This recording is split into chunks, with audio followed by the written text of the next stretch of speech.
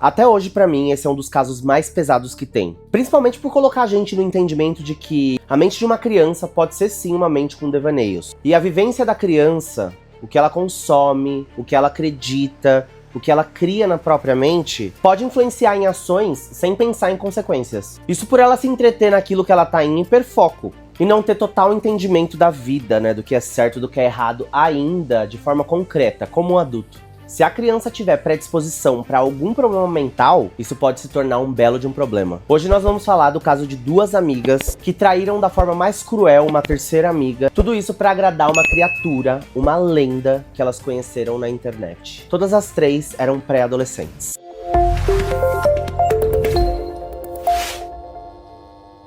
Em 2014, em uma cidade dos Estados Unidos chamada Waukesha, eu não sei se é assim que fala, ela fica no estado de Wisconsin. Existiam duas melhores amigas inseparáveis. Uma chamada Morgan e a outra chamada Peyton. As duas tinham 12 anos. Quando a festa de 12 anos da Morgan tava pra acontecer, ela decidiu convidar Peyton e mais uma outra amiga dela chamada Anissa pra elas comemorarem em casa com ela, numa festa do pijama. As três então dormiram lá na casa da Morgan e elas se divertiram muito durante a noite. Elas passaram a noite assistindo coisas, jogando jogos e brincando.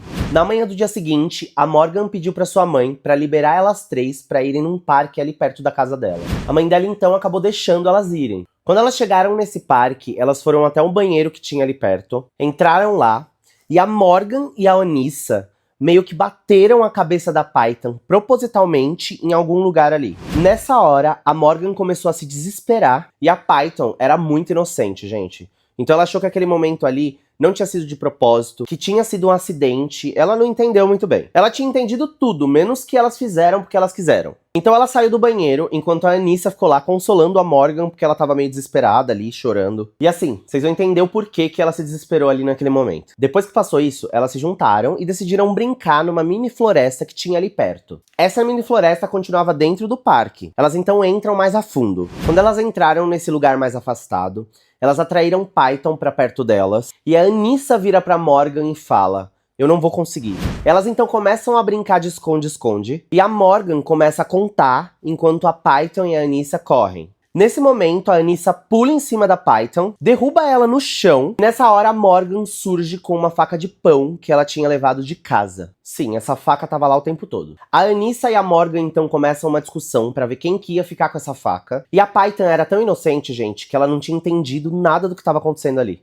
Ela tava achando que tudo aquilo que tava acontecendo ali era uma brincadeira. Então ela ficou ali no chão, olhando, vendo que elas estavam discutindo pra ver quem ia ficar com a faca, esperando pra ver o que ia acontecer. Foi aí que a Morgan foi pra cima da Peyton e começou a esfaquear ela. Ela deu 19 facadas em Peyton, atingindo todo o corpo. Braços, pernas, estômago, fígado, pâncreas, tórax. Uma das facadas ficou a milímetros de não acertar o coração. Enquanto estava acontecendo tudo isso, a Peyton ainda teve forças pra gritar pra Morgan: "Eu te odeio, eu confiei em você". Só uma observação, tá? A Peyton e a Morgan se conheciam muito mais tempo do que a Morgan conhecia a Anissa. E depois descobrimos que o plano inicial de matar a Peyton veio da Morgan. Logo depois ela convenceu a Anissa. E depois a gente descobre o porquê. Depois de tudo isso, elas ajudam a Peyton a ficar de pé e levam elas um pouco mais pra dentro ali da floresta. Elas então sentam a Peyton ali num canto e falam pra ela que as duas vão sair dali pra procurarem ajuda. A Peyton então toda machucada conseguiu se arrastar dali, conseguiu chegar até uma estrada que fica ali do outro lado do parque, um pouco mais pra cima, e um cara que tava de bicicleta passando ali encontrou ela naquele estado e socorreu ela. Ele então levou ela correndo pro hospital, e quando ela chegou lá, antes dela ser sedada, deu tempo dela conversar com um policial e ela contou tudo o que aconteceu. A Morgan e a Anissa, depois que elas fugiram dali, elas foram pra um banheiro público, se lavaram, tiraram todo o sangue que tinha delas e começaram a andar pela cidade. Elas estavam cantando uma pra outra e estavam meio que desnorteadas. Logo um tempo depois, elas foram encontradas pela polícia e elas foram levadas. Elas então foram pra um interrogatório.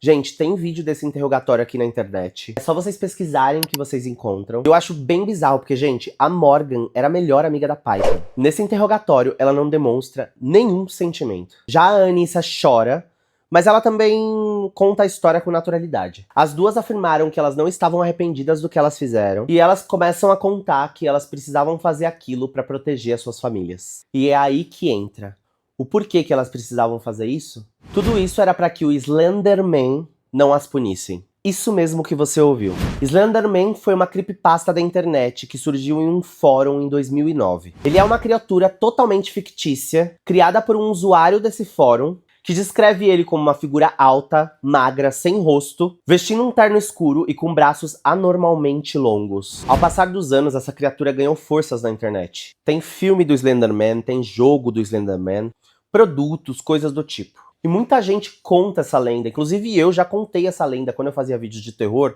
lá em 2020 no TikTok. Foi descoberto então que tanto Morgan quanto Anissa estavam fissuradas por essa lenda, que elas conheceram pouco tempo atrás na internet. Elas acreditavam literalmente na existência dele. E elas declararam que para elas terem a aprovação dele e não serem punidas por ele, elas precisavam cometer um assassinato em nome dele. E quem elas escolheram foi a melhor amiga da Morgan, porque era a pessoa mais fácil de conseguir. Além disso, elas queriam provar pro mundo que o Slender Man existia, e se elas fizessem isso, ele não ia mais machucar a família delas, e nem outras pessoas. Elas também acreditavam que se elas conseguissem matar a Python, elas iriam começar a trabalhar diretamente para o Slender Man e iriam morar no meio da floresta no castelo dele. A Anissa até tinha levado fotos dos familiares com ela, com a intenção de jamais esquecer deles. Isso porque ela acreditava que ela ia para esse lugar e ela nunca mais ia ver seus familiares. Profissionais estudaram sobre esse caso, mas ninguém conseguiu chegar a uma conclusão se elas tinham a certeza de que eles não existiam. Isso porque às vezes elas falavam que ele não era real, mas os indícios de tudo, o crime, como elas falavam, como elas agiam, indicava 100% de que elas acreditavam naquilo. No julgamento delas, a Morgan nem lembrava de ter esfaqueado a Python. Ela disse que achava que só estava fazendo movimentos assim e que estava no ar, não estava pegando no corpo dela. E quando a polícia foi investigar a casa da Morgan,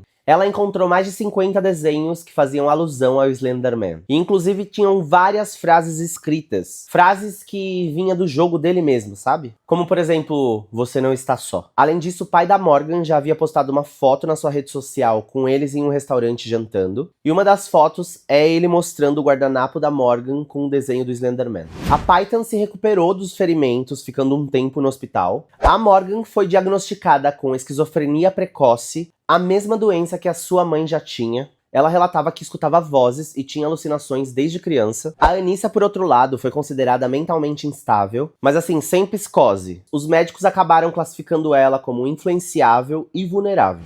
Mesmo com apenas 12 anos, as duas foram julgadas como adultas, e a Morgan foi condenada à internação psiquiátrica por tempo indeterminado, com a possibilidade de revisão após 40 anos. A Anissa recebeu uma sentença de 25 anos, sob tratamento psicológico e vigilância. Em 2021, a Anissa foi libertada sob monitoramento eletrônico e recentemente a Python deu uma entrevista e falou que perdoa as duas pelo que elas fizeram, mas que ela nunca vai esquecer. Só que hoje ela vive super bem. Se você gostou desse vídeo, deixa o seu like, compartilha com os seus amigos para chegar em mais pessoas, para eu poder sempre fazer vídeos assim para vocês. E também se você não é inscrito do canal, já se inscreve, ativa o sininho das notificações para sempre você ficar sabendo um novo vídeo que eu poste. E muito obrigado por assistir aí até o final e estar aqui comigo sempre.